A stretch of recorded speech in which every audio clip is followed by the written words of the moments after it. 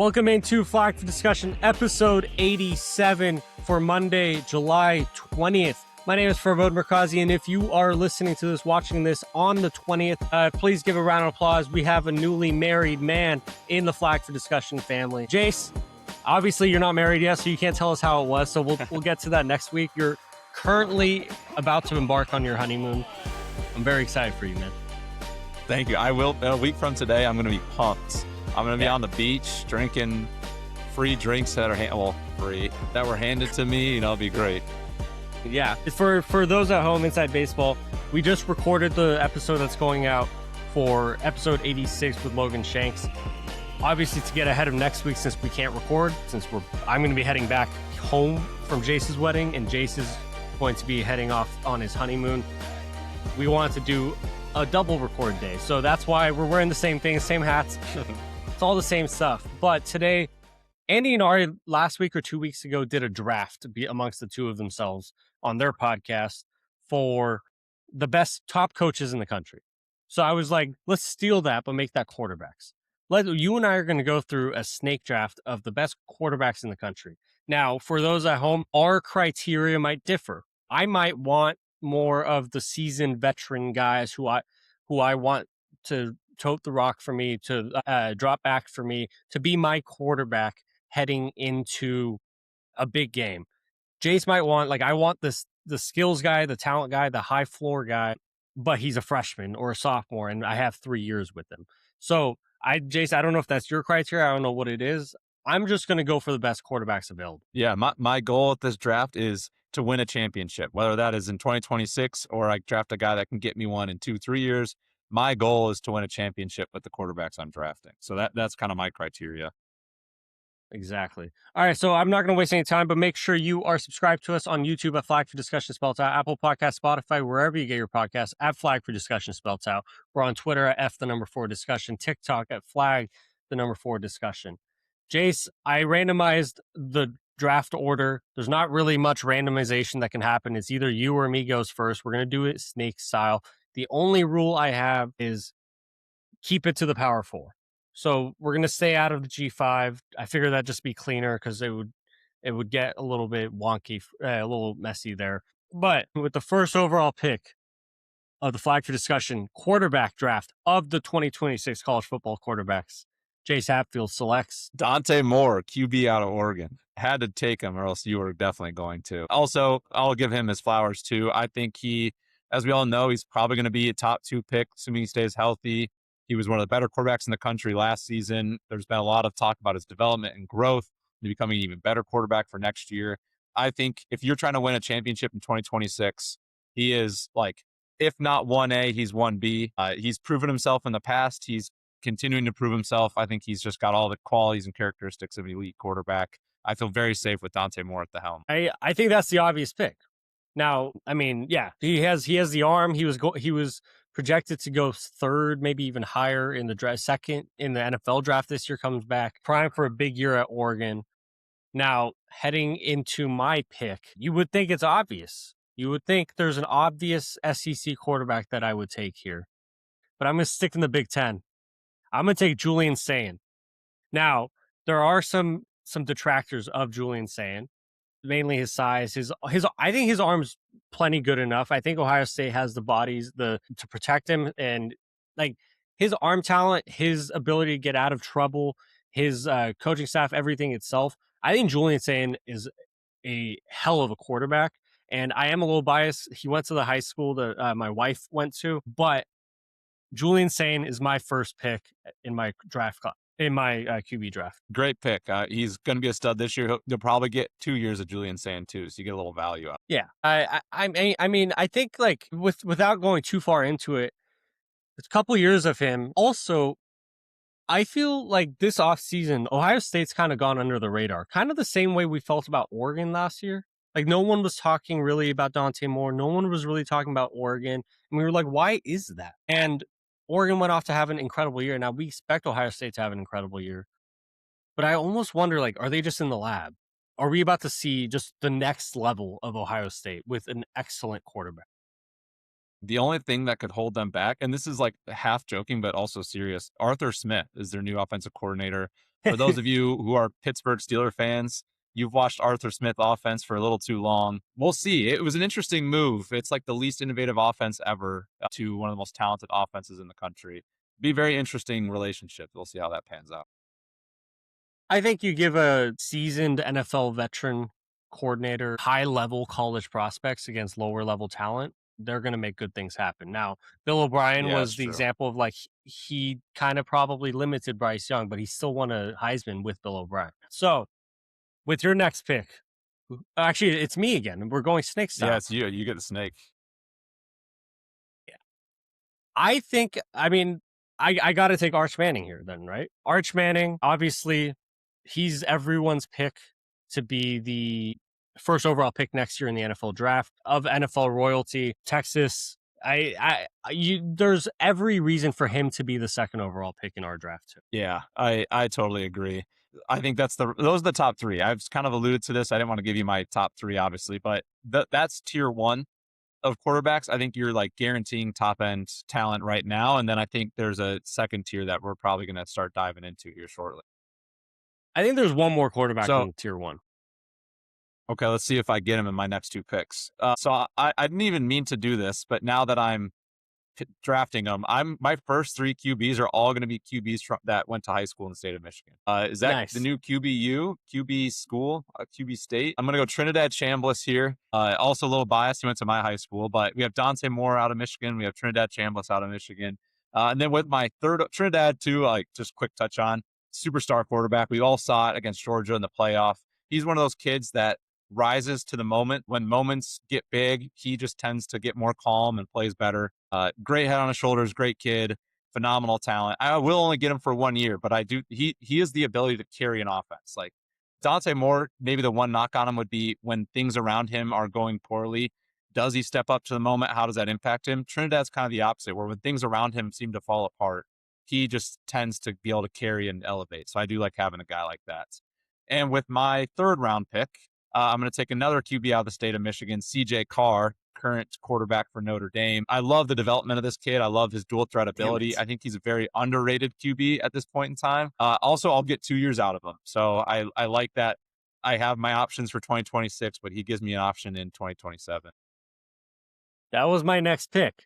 I think CJ Carr, we could be entering next season being like, this is, granted, we picked him fifth on our list, so it makes sense. But CJ Carr could very well, entering next season, be the best quarterback in the country, bar none. And he has a really good team. He's, as a young quarterback last year, really stood out, really made some good plays. And honestly, the biggest thing I thought about CJ Carr last year, after week 1, the moment was never too big for him. And I think with a lot of young quarterbacks, you see the moment being too big for him, or if he has a big play, he was always settled. He was always poised. He made the right play. I think CJ Carr has as much of a, like, maybe it's just the fact that he hasn't been around as long, but he's as much of a case to be the number 2 quarterback in our draft as anybody, I think. I totally agree. Yeah, he could have went in the top 3. I thought there was a chance you might snag him, because the one knock on Arch would just be, we haven't seen it. Yeah, we haven't seen Arch. Arch has all the potential in the world, but CJ's proved more on the field than Arch Manning has. So I think you could tell me, oh, I want CJ over Arch, and I would not have argued that. But then again, the ceiling of Arch Manning is just so attractive that if you get an Arch Manning as potential, that could be the best quarterback in the country. So it's fair to take Arch first, but I thought there was a chance you'd go CJ there. I want to place a lot of the Arch troubles last year on the fact that they couldn't run the ball and Texas couldn't protect him very well. I still think there's plenty of talent with Arch. So I don't want to, I'm not of the belief that he's projected to go first overall next year because he's a Manning. I'm of the belief that people think he's a very good quarterback, and maybe he would be projected third if he was Arch Chambliss. But maybe the Manning name has projected him to go 1 from there. But my next pick, because you took my CJ Carr pick, I think this might be a shock. I'm going to take Drew Mestemaker from Oklahoma State. If I'm looking for production, if I'm looking for touchdowns, dude put up 39 total touchdowns last year at Oklahoma State. It might be a bit of a reach, might be a little too high to take him, but I feel pretty good about that team in terms of like if I threw him on Notre Dame's roster, if I threw him on Ole Miss's roster, if I threw him on Oregon's roster, Texas's roster, every team that we've picked a quarterback above him, they wouldn't skip a beat. You know, like I think that's the Very good fair. litmus test. If you take if you add a quarterback from lower from lower in our draft to any of the teams above them, would they skip a beat? It's not necessarily a me saying anything bad about Arch or Trinidad, but it's more pumping up Drew a little bit. In that same vein, potentially high flying offense, don't know much about their defense. My next pick in the 4th round is going to be Jaden Mayava. Now, I think, yeah, He was going to be, I I was going for him. we've both taken a pick from each other, but for me, I think Jaden Mayava entering his senior year at USC, that's already saying a lot. Name the last quarterback that's played for Lincoln Riley for 3 to 4 years that hasn't walked out with a Heisman. And I'm sure there's been people in there, but still, Jaden Mayava put up great numbers last year. 2 years ago, you were wondering if he's the guy at USC. Was making a lot of boneheaded decisions. Last year, Mekhi Lemon and why am I losing the other receiver? Kobe Lane. Yeah, Jacoby Lane. Those two guys did help him out a lot. They made 50-50 balls, 80-20 balls. But at the same time, Lincoln Riley offense, Jaden Mayava entering his senior year, I think it's a no-brainer. He could also, like, every guy I'm picking right now, I'm like, I see a world where he's all of a sudden prompted up, like, we should have taken him earlier. Yeah, I mean that's the fun of draft. I mean we're drafting top 20 QBs. All these kids are studs. My next 2 picks I think are very chalky, very straightforward. Probably the 2 guys you're expecting. It makes my life easy because I think this closes out that kind of that tier of QBs in no particular order. I'm going to go Darian Mensah number 1 here. I think he was a stud last year at Duke, 4,000 yards, 40 touchdowns on a Duke team that was not quite as talented as the Miami team he's going to be moving to. He brings his star receiver with him from Duke. Plus, now he gets Malachi Toney. He gets a bona fide offensive line, a pretty damn good run game with Mark Fletcher and Gerard Pringle. I like the direction that Darian Mensah is going to be moving in. I'm happy to see what he's going to do in Miami. We saw Cam Ward be a stud there. We've seen, blanking on his name, be a stud there last year. Carson Beck. Thank you, Carson Beck. I was like, not Gunnar Stockton. And he's more talented than Carson Beck. Yes, I agree. So Darian Mensah, not much to say. I think a very safe pick. We'll get 1 stud year out of him. And then the other pick I think that closes out this tier of QBs is going to be Sam Levitt that I'm going to rock with. Damn it. Now at LSU. Also, like, he led as a young QB, he led ASU to a playoff. Should have won a playoff game as well in that moment. I thought he's all the talent in the world. I think he's, because the drama with the portal and because he went to LSU, I just think there was a lot of people who kind of wrote him off just because he took money to leave ASU and go to LSU. So people kind of just forgot about him, or they were willing to detract him for that. But I think people forget all the in the injury, but all the talent in the world on the field. He had probably the best quarterback season in ASU history, over 45 touchdowns there. Now he goes to a much improved team, goes to a Lane Kiffin offense too, where he's going to have look at what Lane did with Trinidad. Look what Lane's done his entire career with quarterbacks. There's no reason why Sam Levitt shouldn't be one of the top producers and just pure numbers guy this year. And I'm curious what you think, but I think this rounds out a pretty safe tier of QBs. And now we kind of enter another realm of some every QB from here on out, I think, has a question mark. So it's going to be depending on how we view them. So Darian Mensah, I'll say this: I should have picked him earlier, but there's an aspect of his game I just don't trust. I don't know why. Maybe it's a mental barrier I need to get over, because he's an excellent quarterback. He's a productive quarterback. Maybe it was just like I've only seen him at Tulane and Duke. Maybe now with the Miami team around him, he's about to flourish even more. So maybe I'm about to eat a lot of crow with not taking Darian Mensah. Sam Levitt, weird year last year. Obviously, he entered the year, to give you credit on getting him in the 5th round, he entered the year last year. Multiple high-profile, knowledgeable people about the sport had Sam Levitt as the best quarterback in the country. Like, in their rankings, had him ranked as the best. And he had a bit of a weird year. There were injuries involved. There were concerns about he's not all in on ASU. There were concerns like, oh, he's like playing the negotiation game, trying to talk about next year already. So that's, I think, one of the reasons people have forgotten about him. But Sam Levitt, for every reason that Trinidad in a year became a sensation at Ole Miss, can do the same at LSU. So I love the pick. You probably got a steal there, honestly. And you also took my next pick. So I'm gonna stall for a second. But from here, I think it really depends on the question marks that you have on every guy. I don't want to list off names, but I think you got to be careful with it.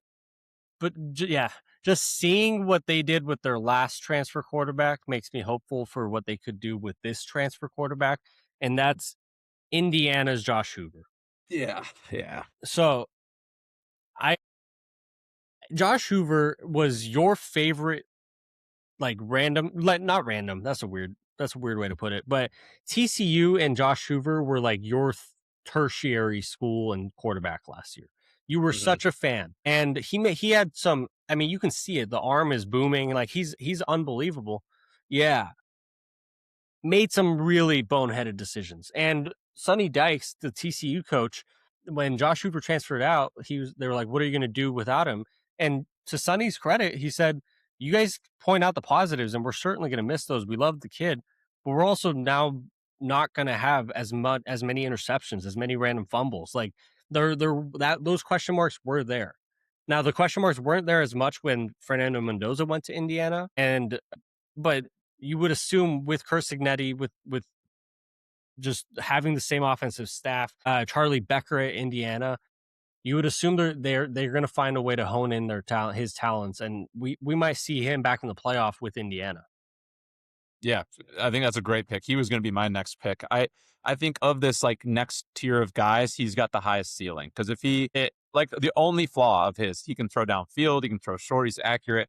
Boneheaded decisions, made a lot of bad turnovers that directly led to went from TCU's up 10 late in the fourth to he throws 2 horrible picks and now they lose. So, and like that might happen at TCU, but I think we both agree that might not happen. Kurt Signetti has some magic, great coach. I don't know if he lets those things happen, in which case Josh Hoover does take that next step. And now you got a ton of value. Those 2 fifth-round picks for both of us have more value than almost any pick we've had in terms of where they could, at the end of the year, they could have been first-round draft picks for us. Kind of. Yeah. Now I'm going to take my second CC quarterback. You know how I feel about the quarterback. I just need him to put it all together. He's entering this year as a senior with a coach entering his 6th year there, and they've really elevated the program, then had a terrible year. Elevated the program, had a terrible year. So it's up and down. We have to see how they can continue to elevate this year, see if he can put it all together, because he could be the first overall pick, and I'm talking about Lenora Sellers at South Carolina.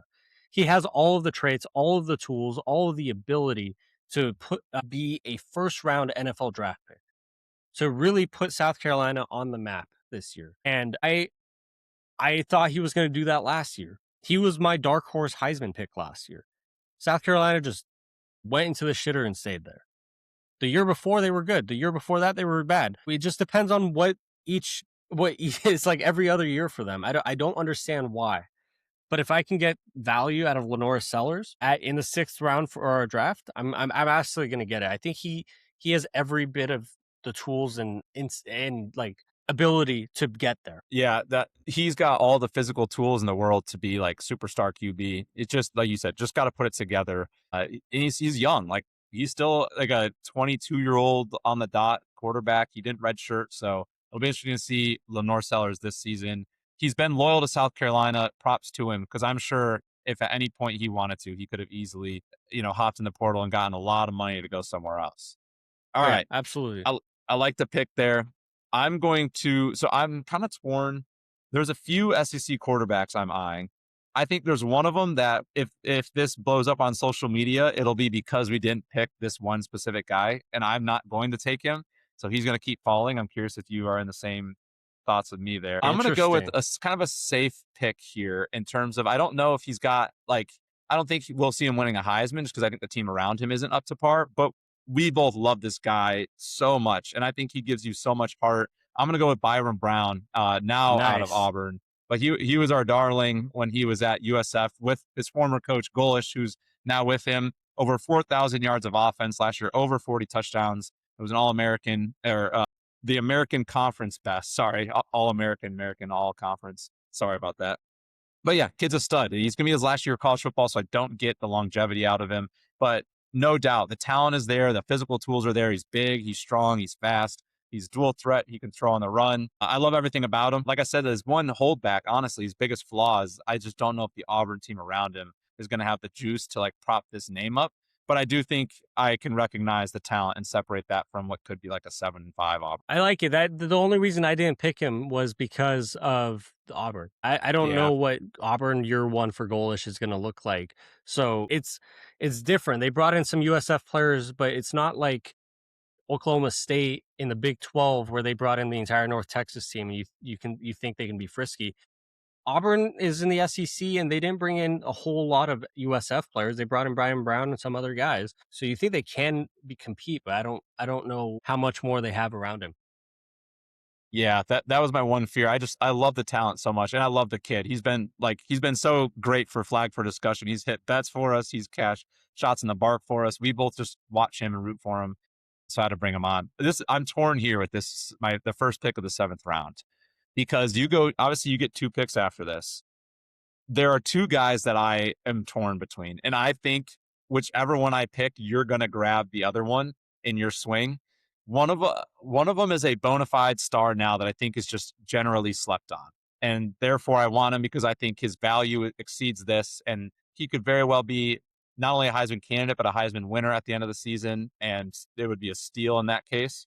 The other guy I don't even want to say anything about because I'm gonna take the guy I just talked about and pray that you either wait or sleep on my true desire. So I'm gonna take Marcel Reed out of Texas A&M. I think he's a stud QB. I think he's kind of just one way or another. He's just not, he never gets talked about in that upper echelon of quarterbacks. I think a lot of people are quick to criticize minor mistakes or issues. A lot of people are quick to criticize that bowl game against Miami where it was like, what was the final score? Like 7-3 or something like that. Yeah. But the wind was blowing like 25 miles an hour sideways, and every pass the quarterbacks were throwing were like Kurt sliders. I think the kid is insanely talented. He's got legs, he's got an arm. He's got some refining to do, was a little turnover prone, loves to try to make the big play, and doing that in the SEC can lead to turnovers. But I have a lot of faith that Marcel Reed is on a really good Texas A&M team. I love Mike Elko. I love what he's done at Texas A&M.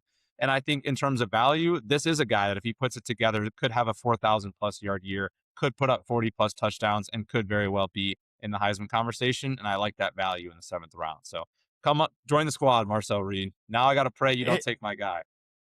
It's one of those things that like you would assume Marcel Reed has every trait that like Lenora Sellers has, maybe not as good of an arm, and he almost went undefeated last year, made the college football playoff, and people are still sleeping on him. So that's a really good value pick for you, man. I like it. Thank you. Was one of my other sleeper Heisman picks for last year, and he probably will be for this year. I'm gonna take John Mateer, Oklahoma. So I think John Mateer, his season last year really got rocked with that hand injury, and the fact that Oklahoma, like Texas, couldn't figure out how to run the ball. So John Mateer had to play hero ball. John Mateer had to be the guy running the ball at all times for the team. So for me, it was never, is this guy talented or not? It was, can they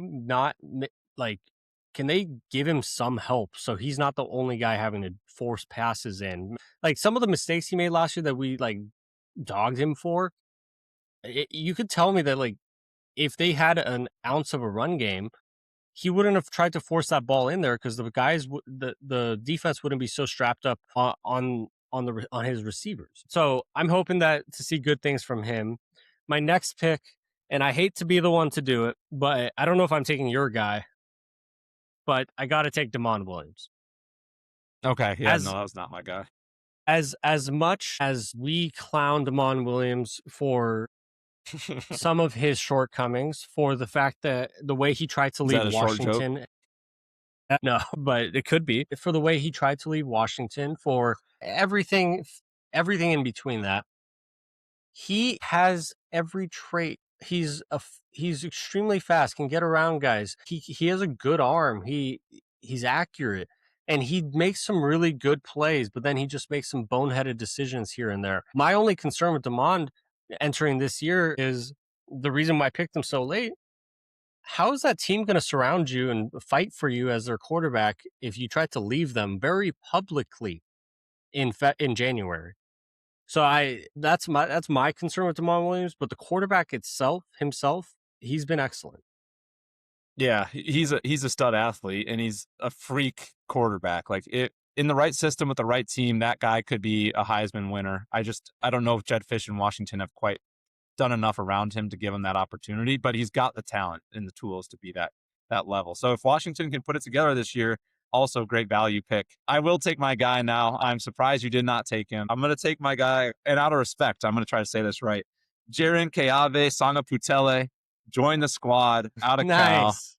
I totally forgot about him. Okay, I'm glad you did, because otherwise he would not be on the squad. Young superstar. I think this is maybe the most underrated, under-talked about quarterback in the country, just because he plays at Cal. I think because he's at Cal, people just didn't talk about him a whole lot last year. He was on a bad Cal football team. He had such little talent around him last season. Meanwhile, he was putting up good numbers. He was keeping them in games. He was doing his best to keep Cal a competitive team. This season, he comes back as a starter. He could have transferred. There was a few schools rumored that he could have transferred to, stays at Cal. They bring in Tosh Lupoy. Not that he's some offensive genius or anything, but he's been at Oregon for a handful of years. I think he's seen how to run high-level offenses. He's seen how to run a high-level program. He's brought in a lot of talent for JKS on the O-line and in the wide receiver room. JKS is going into a year where he gets older, he gets better. He's going to have better coaches, a better scheme, and better O-line and better weapons. I love JKS this season. I think Cal is a big sleeper team this year. I think the ACC is pretty open outside of Miami. I like Cal to be a sneaky team to finish high. And if they do, JKS is going to be the reason why. So I love the upside out of it. I mean, there's a reason why the second Tosh Lupoy got hired. And mind you, Oregon was still in the playoff at that point. He flew from his press conference, or he flew straight to Hawaii to make sure JKS doesn't transfer out, and then flew straight back, like basically barely slept at all, did his press conference, went back to Oregon to game plan for the playoff. That's how important JKS is to Cal, and not only for this year's Cal team, but for the brand that Tosh wants to build. Yeah, I totally agree, and that's a great point. And similar, JKS was originally an Oregon Duck before it was like rumored that they might bring in Dante Moore. And then that was kind of a whole thing. Dylan Raiola as well was like rumored there. And one way or another, there was QB rumors at Oregon that flips JKS to Cal. But I think the fact that Oregon wanted him as badly as they did also goes to show the kid has the talent. All right, ninth. So this is where he was kind of my last circled guy. And now there's like a slew of good quarterbacks. Like, JKS is my young guy. He's a true sophomore this year, so I know I got 2 years of him on the team. The rest of my QBs are usually the older variety. I think I know who you want, and I'm wondering if I should be a jerk and take him, or if I let you have him. Take him. Does the name start with a D? That's one of them. Yeah. All right, yeah, I'm taking Devon Dampier from Utah. Damn it. I love his versatility. I think he's a great quarterback. We kind of talked about him. I guess if you listened to last week's pod with Logan, we touched on their interesting scenario with Morgan Scaley. Very lateral team in terms of roster and coaching and all that for a team that lost Kyle Whittingham. It feels like, the world might have been crumbling there, but continuity in the coaching room, continuity with the roster. Is that good for him? Is that bad for him? We'll find that out this season. But as a QB, he's a true dual threat. I think he's very explosive. And I would love to see a world where we get a stepped up Devon Pierre. I like basically this is a value pick. I think there's a world where if Utah's really good, he's going to be on top of the world. He'll be high draft boards if that's the case. He'll be New York conversations for the Heisman if that's the case. So I like the kid too. He seems like a good head on his shoulders, good football player, plays his heart out. Just someone I like to have on the squad. He's electric. And I honestly think similar to JKS, if he wasn't at Utah, we would be talking about him a lot more. Yeah. My next pick is a team that they'll be playing, one of their rivals. But I think he came in, had the weird number for a quarterback. As a true freshman, after their previous quarterback left in the summer to go to Tulane. Bear Bachmeier has a chance to really be something special, especially with a good BYU team entering this coming year. He was good last year, surprised a lot of people as a true freshman. Had freshman moments, but I think he could be really, really good. That's a great pick. I'm excited to have him in the 9th round, honestly. He could be the Big 12 champion and be the star QB of like a big. You just drafted a star player of a potential conference champion in the 9th round. That's great. Yeah. Now for the 10th round, I'm also seeking value here. Now you might disagree with this pick, but I don't know how we can go another round without taking Bryce Underwood. If I'm taking Lenore Sellers in the 6th, Bryce Underwood has even better traits, even better arm, even better mobility. He just didn't have a quarterback coach or a team that really knew how to develop an offense his freshman year. He gets a lot of hate. Some of it's rightfully so. Some of it's not. He had a bad year last year as a true freshman. But I think it's pretty silly to judge a kid only off their freshman season. So I'm interested to see what Kyle Whittingham, we just talked about Utah and Devon Dampier. I'm interested to see what Kyle Whittingham and his staff can do with Bryce. Because if they can unleash like Tyler Huntley level development, Bryce Underwood's going to be a really good quarterback in Michigan. Michigan's suddenly going to be a team to worry about again in the Big Ten. Yeah, but phenomenal value in terms of the upside of the kid. And even like, I feel like if Bryce Underwood just slightly improves from last year, it's still fine to take in the 10th round. But like you said, if he reaches new heights, then this is going to be an incredible value pick. I got the final pick of this draft, and so I would say there's 2 big names that we have not taken yet. Now I can say it because it's in. Gunnar Stockton is someone who's not been drafted by either of us. Noah Fafita is probably Fafita is the other big name I would say that we haven't taken. I think where we both stand on Gunnar, I think we're pretty similar. A high floor, low ceiling, just can game manage an offense, but he just doesn't seem to be the guy that's going to elevate an offense. And I think when you're drafting top QBs, you want elevators, because I don't want to go into this draft thinking, well, I have to have everything perfect in order for him to succeed. Kind of that's how I view Gunnar. I want, like, all these guys we're drafting, they can have flaws around them and elevate an offense to be elite. So if you're sitting there at home wondering, man, they haven't taken Gunnar yet, I understand Gunnar Stockton is going to be the quarterback on one of the best teams in the country, but that doesn't guarantee that I think he's one of the best quarterbacks in the country. Like, I'm thinking if I have a above average team, who do I want at the helm? Gunnar doesn't do it for me. He's an honorable mention. I think he pours his heart out into the game of football, and for that I respect it. Another Noah Fafita is another one I mentioned. I go back and forth on him. I'll watch him play a subpar, he'll play like a struggling Kansas State team, and he will look like the best quarterback you've ever watched. And then he'll go play a real defense in BYU, and he looks horrible. He's a pumpkin. And I struggle with guys that just fall apart at the moment, not rise to it. So for him, I'm out on him too, but he's an audible mention. That leads me to my final 2 guys. My brain tells me take CJ Bailey. He's proven success at North Carolina State. He has a really high ceiling. He's one of those guys that NFL scouts love, like NFL guys rave about his intangibles and his physicals and all that. But I think it's college football. It's a sport that's always been led with your heart. Farbod, I'm going to lead with my heart. I'm going to take what is objectively the wrong pick. I'm taking my guy Kamario Taylor out of Mississippi State, because I think at the end of the season, he's going to be that guy that played on a 6-6 team, and everyone's gonna be like, that guy's a freak of nature. He is a stud, and if he sticks at Mississippi State, all the power to him. But if he chooses to enter the portal, I think that's a guy that's going to get a lot of money from a big-time program to go be a QB1. I'm so high on the kid. I just think he's got all the talent in the world. I'm just really hoping Mississippi State Jeff Levy can lead him to be what I hope he can, which is a freak athlete and a stud. It's the last pick. Let's take a risk. Kamario Taylor, welcome to the squad. I like that. I think if you're talking about, so Gunner's an interesting name. Gunnar Stockton. I think if you just want someone to, for me, you said high floor, low ceiling. For me, it's more, he's not going to win me a game, but he's not going to lose it. He's going to be an above average productive player. He's going to be the reason our team is going to be the reason we win, but he's never going to be the reason we lose. Noah Fafita will be the reason you win, will also be the reason you lose. I think if we're talking about more honorable mentions, there's nowhere else we can start other than Avery Johnson. Last year, he was like the number 2 quarterback or number 3 quarterback in a lot of people's eyes. He had a really weird year last year. But he rushed for eight touchdowns. He threw for 18 more, 6 interceptions, threw the ball, 60% completion percentage. And I know we mentioned in last week's pod with Logan, and I don't want to discount the fact that everything that Avery Johnson was hyped up to be could happen with Colin Klein back as his play caller. He was hyped up as a freshman when Colin Klein was his play caller. Colin Klein left.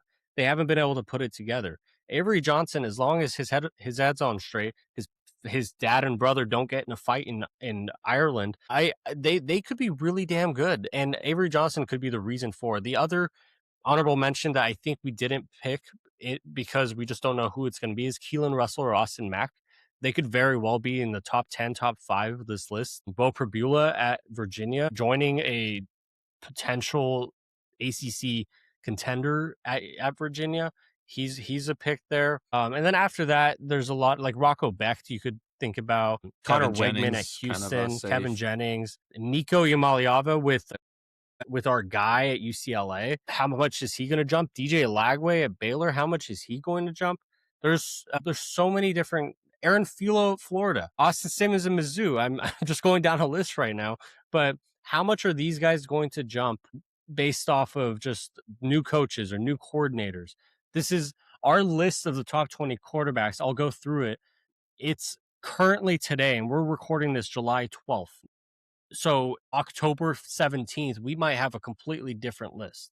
Our top 20 quarterbacks in the country as pertaining to this draft are Dante Moore, Julian Sayin, Arch Manning, Trinidad Chambliss, CJ Carr, Drew Mestemaker, Jaden Mayava, Darian Mensah, Sam Levitt, Josh Hoover, Lenora Sellers, Byron Brown, Marcel Reed, John Mateer, Damon Williams, JKS at Cal, Devon Dampier, Bear Bachmeyer, Bryce Underwood, and Kamario Taylor. Now, there's, like I said, October 17th, November 24th, we could have a completely different 3rd through 10th round. I think the first 2 rounds are set. Yeah.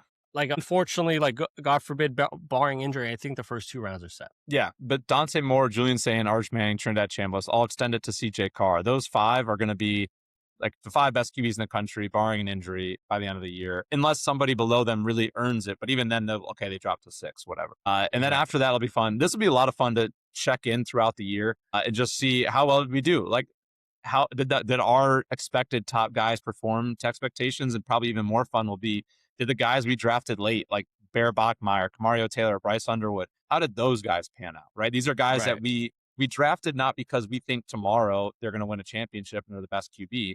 Like, if I wanted a guy tomorrow, I'd take Gunner way higher. But, for Bryce Underwood and Kamario Taylor in that last round, those are guys that we think by the end of the season, what are you talking about them? Going into 2027, those 2 guys are probably going to be in the top 5 rounds drafted, right? So it'll be fun to track this throughout the year. We'd love to hear your all thoughts on where you stand with your quarterbacks. Anybody we missed out on, anybody you thought we were wrong about, or anybody that you loved. Are there any sleepers that we missed that you're like, hey, this is a guy to watch out for? Farbod and I obviously love tracking that kind of thing. So let us know. The only other sleeper I didn't mention or we didn't mention is someone that I really hope is really good this year, because that means his team's going to be good and entertaining. And it's good for college football when they're good and loud, is Juju Lewis at Colorado. Now, we have doubts on that, but if they're good, it's great for the pod, it's great for college football, and it's a lot of fun to watch. So I hope they're good. But something that's going to be even better than these quarterbacks is your wedding, Jace. Obviously, this is going to come out after your wedding, so you can't do what you did for me after mine and tell me to put my hand up to show my ring yet. But the next time we see you, you'll be probably a little sunburnt, coming back from your honeymoon, hopefully rested as a married man. I can't wait to see you on Thursday. I can't wait to get all of the festivities going. Congrats, man. Thank you. I'm very excited. Yeah. Thank you. I'm very pumped for this weekend. Or I guess for you guys, it was a great weekend. Yeah. Now that, just a quick piece of housekeeping, we've had a wild summer so far in terms of when we've been able to come on, when we haven't, mostly because we both have gotten married this summer or will be getting married. and we've had a lot of things going on. We are so excited, obviously, for the weddings, but the second we're back, Jace is back from his honeymoon, it's go time. We're going to be close to going back to 2 days a week on this show. Season's going to be around the corner. We're going to be all in. I hope you are all in with us. Make sure you are subscribed to us at Flag for Discussion, spelled out on YouTube, Apple Podcast, Spotify, wherever you get your podcasts at Flag for Discussion. We're on Twitter at F4Discussion, TikTok at Flag 4 Discussion. Jace, I know this podcast is going to come out after you're married, but since you're not yet, any words? My brain is all wedding planning this, wedding planning that. If any of you are planning weddings, best of luck. Prayers up to you, and just remember, at the end of the day, Farbod's advice from him to me: the wedding will be beautiful and fun no matter what. As long as you're there with your favorite people celebrating, you will have a good time. And I'm telling myself that too. So if you want to see the difference, if you're watching on YouTube, if you want to see the difference between a man who just got married and has the weight of the wedding planning off of his shoulders and a man who's about to get married and has the weight on his shoulders, look at Jace, look at me. I got married a month ago. It was amazing. It was the best time. It was the best day ever. But now I get to go and enjoy other people's weddings and as a married man. And Jace is about to get that feeling. I'm so excited for you. All right. I'm very excited. On that note, thank you so much for listening. From myself, Farbod Merkazi, my lovely partner, Jace Hatfield, this has been Flag for Discussion.